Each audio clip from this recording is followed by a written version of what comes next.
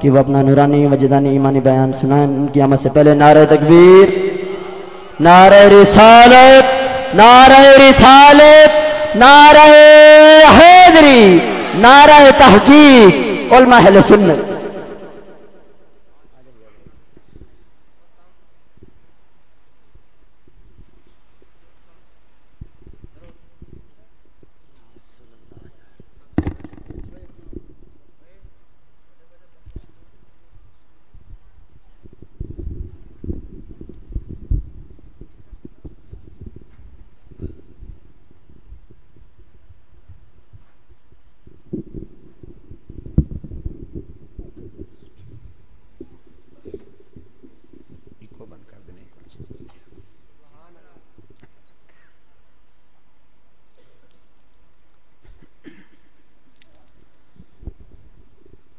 نحمده ونصلي ونسلم على رسوله الكريم.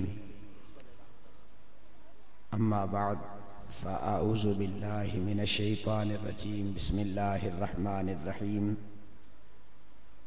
فخرج على قومه في زينته قال الذين يريدون الحياة الدنيا يا ليت لنا مثل ما اوتي قارون انه لذو حظ عظيم. صدق اللہ مولانا العظیم وبلغنا رسولہ النبی الکریم ونحن علی ذلک لمن الشاہدین والشاکرین والحمد للہ رب العالمین. تمام حضرات محبت کے ساتھ ذوق کے ساتھ درود پاک پڑھ لیجیے. الصلاۃ والسلام علیک یا رسول اللہ وعلی آلک واصحابک یا حبیب اللہ. الصلاۃ والسلام علیک یا رسول اللہ وعلی آلک واصحابک یا حبیب اللہ. الصلاۃ والسلام علیک وعلی آلک واصحابک یا محمد الرسول اللہ صلی اللہ علیہ وسلم. حضرات گرامی، آپ حضرات بڑے خوش نصیب ہیں کہ نماز عشاء سے لے کر اب تک پیارے حبیب لبیب علیہ الصلاۃ والسلام کا ذکر خیر سماعت فرما رہے ہیں اور اپنے پیر و مرشد کی زیارت سے بھی مشرف ہو رہے ہیں. خالق کائنات کی بارگاہ میں دعا ہے اللہ کریم ہم سب کی حاضری اپنی بارگاہ میں مقبول و منظور فرمائے اور خالق کائنات ہم سب کو صحیح معنوں میں دین سمجھنے کی، دین سمجھانے کی اور دین پر عمل کرنے کی اللہ توفیق عطا فرمائے. حضرات گرامی، یہ پروگرام جیسا کہ آپ حضرات جانتے ہیں کہ یہ فقط عرس مبارک ہی نہیں ہوتا، بلکہ یہاں ایک عظیم دینی ادارہ ہے جہاں طالبات کو قرآن پاک کے حفظ کے ساتھ ساتھ قرآن مقدس کا ترجمہ، تفسیر اور درس نظامی کا مکمل باقاعدہ طور پر کورس پڑھایا جا رہا ہے. اور یہ بات میں وثوق سے کہہ سکتا ہوں اس پورے علاقہ میں شعبہ درس نظامی طالبات کا سب سے بہترین انداز میں اس جگہ پر ہو رہا ہے.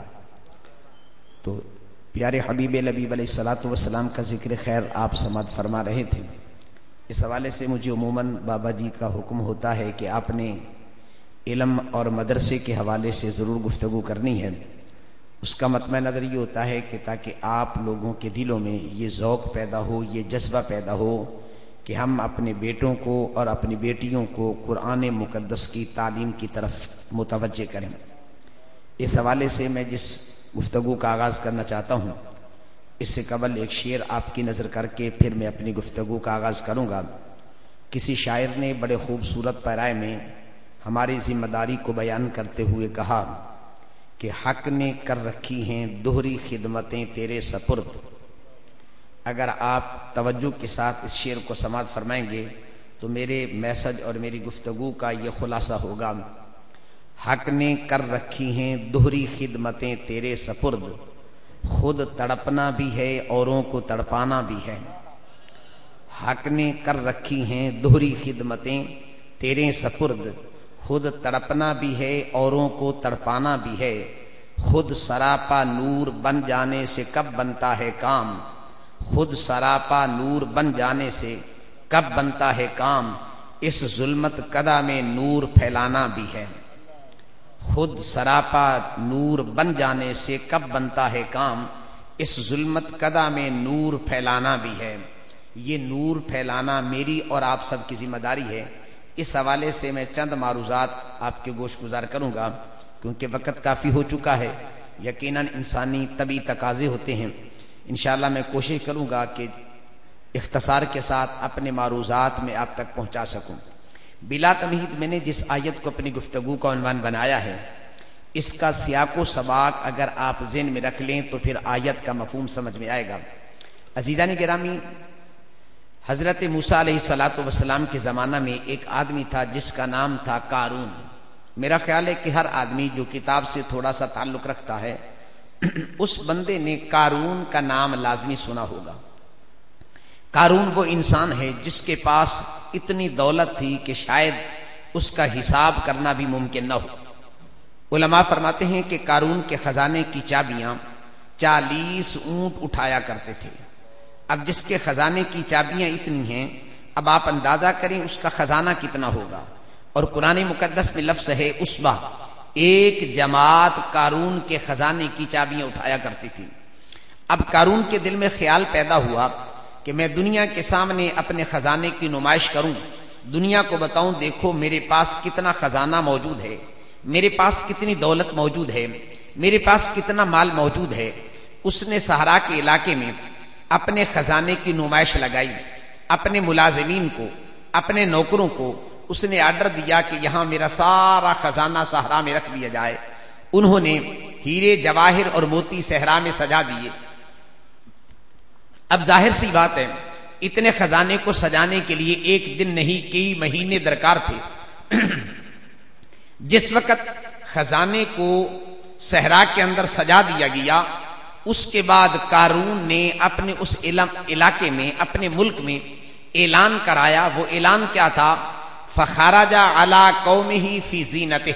اس نے کہا کہ میں اپنے خزانے کی نمائش لگانا چاہتا ہوں، اگر شوق ہو، ارادہ ہو، آؤ آ کے دیکھو میرا خزانہ کتنا ہے۔ ساری دنیا اس کا خزانہ دیکھنے کے لیے امڑ آئی، آ کے دیکھیں کہ قارون کا خزانہ کیا ہے۔